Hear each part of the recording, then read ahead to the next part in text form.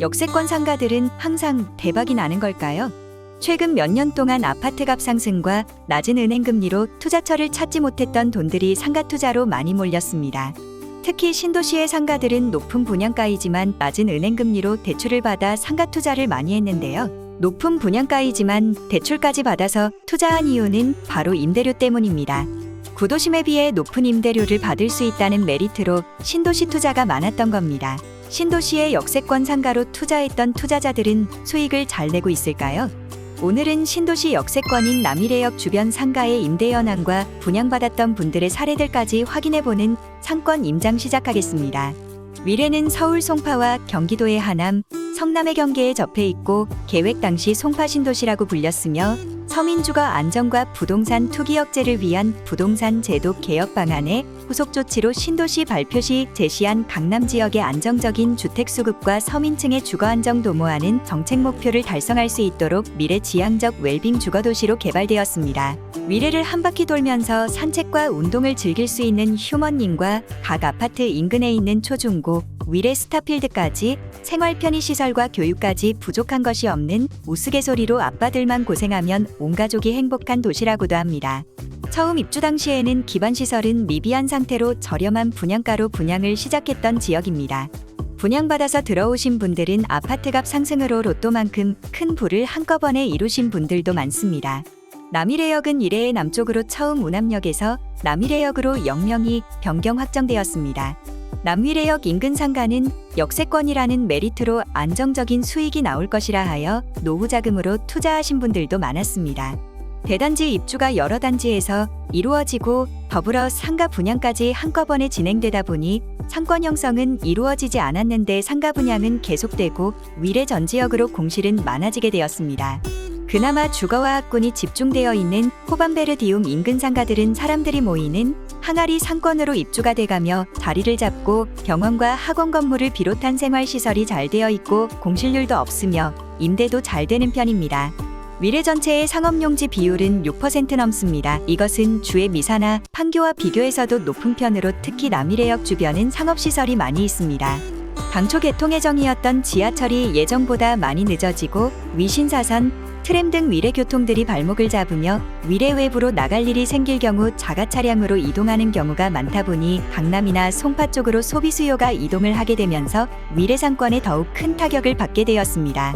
신도시의 상가들은 이런 예상치 못했던 변화들이 많이 생기고 이런 변화들이 공실로 이어질 수 있기에 투자에 매우 신중을 기할 필요가 있습니다. 일반 구도심보다 매매가도 높고 상가 비율이 높기에 공실이 될 수 있는 리스크가 항상 존재하는 것입니다. 또 하나 상권에 영향을 미치는 것은 남이래역의 위치입니다. 역의 위치 자체가 큰 대로를 건너는 육교 형태의 출입구로 상가를 들를 수 없는 구조로 되어 있습니다. 지하철을 이용하며 상가도 구경하고 자연스럽게 매출로 이루어져야 역세권 상권으로서 역할을 하는 것입니다. 지하철을 타기 위해 육교를 건너는 동안 소비를 할 수 있는 것이 부족하며 육교 아래 있는 상가들이 살아남기가 쉽지 않은 구조입니다. 다른 지역의 사람들을 유입해 상권이 살아나야 하지만 현재로선 지하철을 이용한 사람들을 잡아둘 수조차 없는 구조로 상권의 메리트가 매우 부족한 것이죠. 오히려 지하철을 이용해 다른 지역으로 소비를 위한 이동을 하는 역으로 사용되고 있는 현실입니다. 출근을 한다거나 소비를 위한 다른 지역으로의 이동을 위해 이용하는 역이 되어가고 있습니다. 같은 8호선 라인인 인근 복정역과 장지역처럼 사람들이 구경할 수 있는 시장이나 쇼핑센터가 역과 연결되지 않아 볼거리 즐길거리가 없어 상권이 더 크게 발전하지 못하고 있는 것입니다. 남이래역에 내려 볼 수 있는 것도 없을 뿐더러 제대로 된 맛집 하나 없는 형편입니다. 위례의 상권으로 호반 쪽 항아리 상권 다음으로 중앙타워가 있는 트램라인 상권이 있습니다. 트램라인 상권도 높은 임대료로 임차인이 자주 바뀌는 상권입니다. 신도시의 높은 분양가가 이런 문제를 야기하며 악순환으로 임차인이 자리를 잡지 못하고 계속 바뀌게 되는 것입니다. 그중 위례를 대표하는 상업시설인 위례 중앙타워는 총 13층 규모로 호실별 MD 구성이 잘 안되다 보니 현재까지 공실이 있는 현실입니다.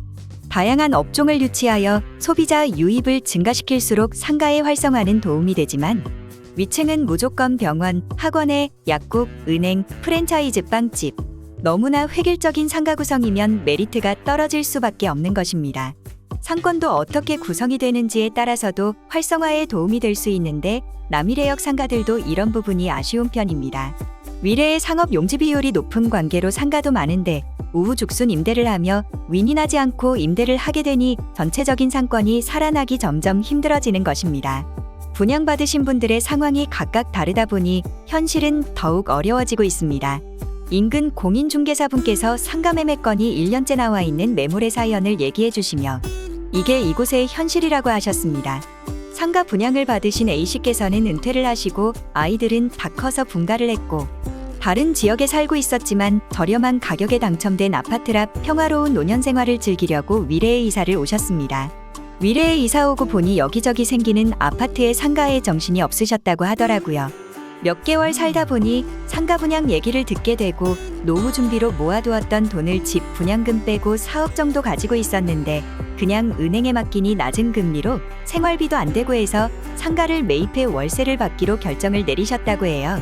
분양 당시 1층은 너무 비싸서 고민하던 중 2층도 임대가 잘 나가지만 1층보다는 싸다는 말에 2층을 덜컥 계약을 하셨다고 합니다. 25평 규모의 상가를 분양받았으며 현금 외에 돈은 대출을 받았습니다. 처음 대출을 받을 당시에는 대출이자가 저렴해서 부담이 크게 되지 않았고 분양 당시 5%에서 6% 정도의 수익을 장담했기에 못해도 월 400에서 500은 벌겠구나. 그럼 은행이자 내고 어느 정도 시간이 흐르면 상권도 더 자리를 잡아 꾸준한 수익을 안겨주겠지라고 생각했다고 합니다. 하지만 생각과는 다르게 지하철 개통이 늦어지며 1층 상가도 임대가 안 되는데 2층 임대는 더더욱 힘든 상황이 계속 이어지며 생돈을 이자로 내야 하는 상황으로 몇 년을 버티게 되었습니다. 그런데 은행이자가 처음 대출했던 것보다 너무 올라 임대료를 5% 받는다고 해도 부족한 부분이 생기게 되는 상황이 되었습니다. 5%에라도 임대가 나가주면 감사한 일이지만 임대료를 많이 낮추고 렌트프리를 줘도 임대가 되지 않고 시간이 갈수록 빚이 쌓이게 되었다고 합니다.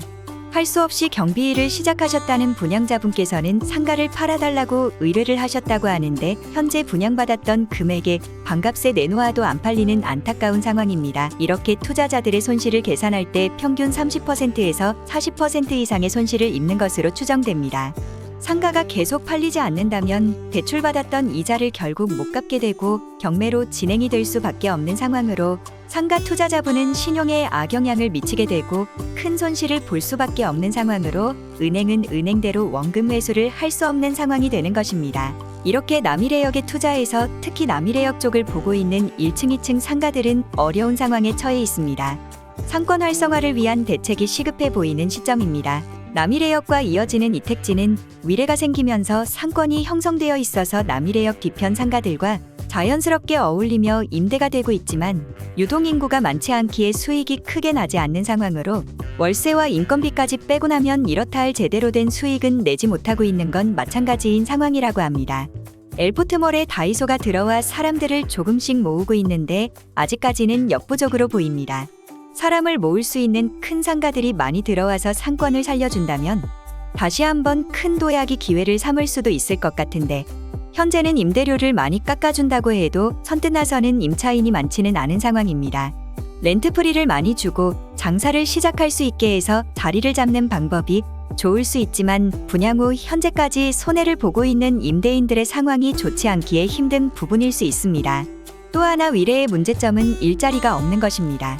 판교나 동탄처럼 큰 기업이 있어서 직장인들을 불러들일 수 있다면 고여있는 부동산 임대 수요도 많아지며 더불어 출퇴근하는 사람들이 많아지면 인근 식당과 커피숍 소비 상권들이 살아나고 지하철을 타고 다니며 출퇴근하는 사람들이 많아야 역 주변 상권 또한 활성화에 도움이 많이 될 것 같은데요. 유동인구가 없는 도시는 입주민 외에 외부 사람들이 이용한다는 건 어려운 일입니다. 위례에 살고 있는 사람들도 직장을 가지고 있다면 평일에는 직장 근처에서 소비하고 주말이나 집 근처에 방문하는데 요즘 차가 많기에 큰 마트를 찾다 보니 작은 상권들은 더구나 더 죽게 되는 것입니다. 현재 거론되던 위신사선도 늦어지고 가천대병원의 이전도 무산되면서 일자리는 전무한 상태로 베드타운으로 점점 가라앉고 있습니다. 위례는 자족도시로서의 도시보다는 베드타운 쪽으로 가는 것 같습니다.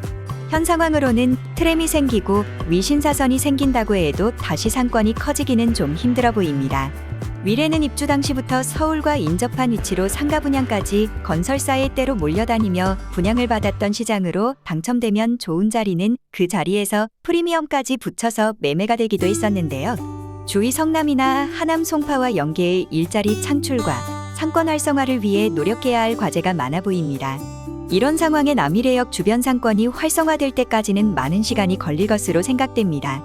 더 많은 온라인 임장을 위해 여러분의 제보를 받습니다. 구독과 좋아요는 영상을 만드는 힘이 됩니다. 감사합니다.